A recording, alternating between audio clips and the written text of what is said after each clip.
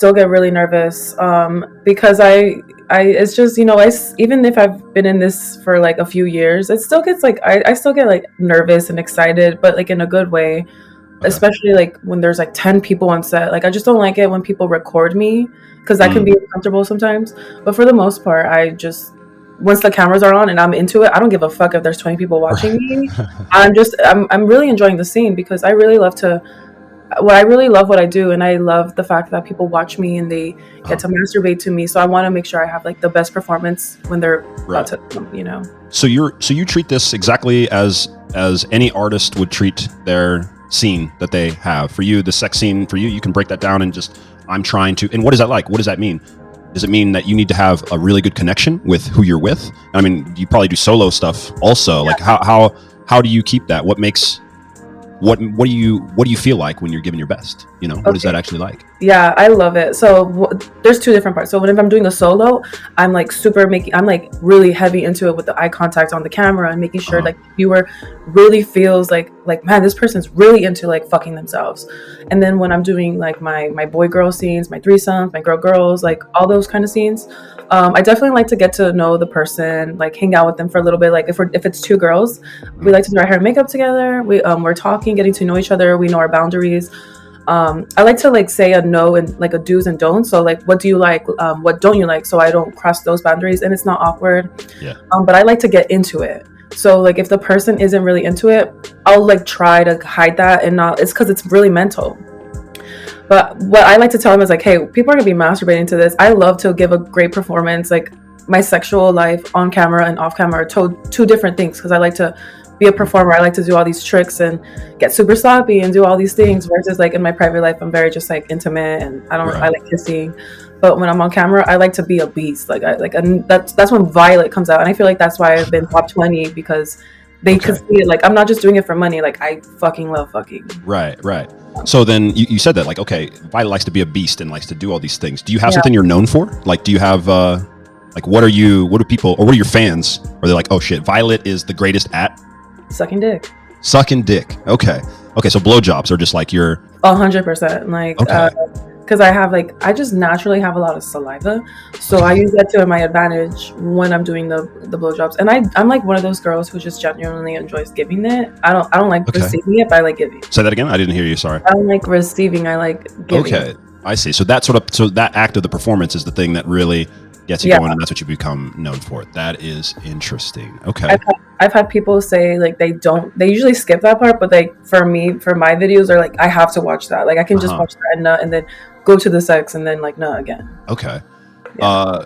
Before I'll come back to this because I'm curious on how your mind works on all these things. Do you have greater aspirations in the sense of, okay, now I've achieved this goal? When I was younger, I wanted to be a porn star. Boom, you got there, right? I don't know when you feel, and obviously you're still going to be working on your craft, trying to be better, always getting better. But what's next? Are you going to transition this into an acting career on outside of the adult film industry? Are you more curious or interested in all the stuff that you're doing outside with your anime, with your YouTube and influencer? Are you going to start the clothing line? Like, how are you going to do this? Like, what is the real goal here? So realistically, I've always wanted to be a philanthropist. I didn't really think I was going to be like a porn star because I was going to school for clinical psychology. So one of my goals was no matter what I was doing was to just help people and give back because like that's basically how I've always been as a little kid. So growing up, I didn't really think I was going to be a porn star, but even now, like life just takes you random places, but you just kind of have to like go with it and just figure it out. But I've always wanted to help people. So, doing this and realizing I have a platform, I want to be like an influencer, but I want to like help people. So eventually when I'm done and everything, I would love to like go back into like the industry, but like be like the off camera and just like kind of help girls and guys too, like that are still figuring out what they want to do, help them with like their management and money and business, helping them grow a platform outside of the adult industry so they're set and they don't have to rely on shooting and they make their money outside of it. So I've kind of learned to like wanting to be like a manager and just like not an agent, but just kind of help girls like run their OnlyFans or run their sites or do something for them to help them grow into this popularity that I've been able to have because I did this all on my own. A lot of people doubted me. They were like, there's no way this girl's gonna be like big. But me being like a super nerd kind of like helped me a lot and showed my personality. And I feel like a lot of girls that's what they need, is kind of guidance. And Sure. I would love to do that and just make money off of that, just helping people. And eventually I would love to like go to like Mexico or go to other places and just like help people. Because there's this like guy I follow on TikTok. He goes to like like South America, and he goes to Mexico, and he just builds houses. He gives money to people, and like he helps him and his followers, like they donate and they help him achieve all these stuff. So that's like kind of where I'm going Mhm. towards. Okay. um yeah, and just running my own businesses. I got Like, you. Yeah.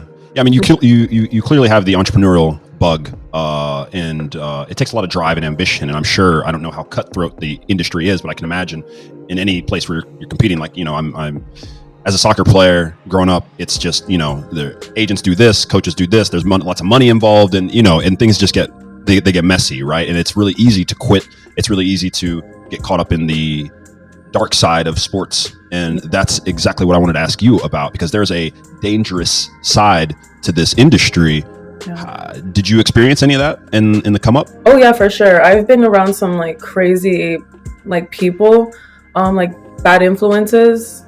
You really are who you surround yourself with. So, I've had to cut off a lot of people because in the beginning when I started, a lot of people that I was friends with were hooked on drugs and they were making all this money. So they were just, that's what they wanted to spend their money on. But I was really lucky where I had like an agent that really took care of me and made sure, that's not what was going to be my path. And I was kind of innocent going into it too, because I still find myself kind of innocent because I'm still learning a lot of sexual things, but I've always watched it, but never really gone into it. It can be really, really scary, especially when you get invited to parties and then, there's Mhm. people that are offering you all these things. And especially when people offer you money to do things that you don't feel comfortable with doing. So Right. I've kind of just learned to have a strong head and have good people around me, so I don't fall into that, because you can fall into it easily. We have so much access to all these things.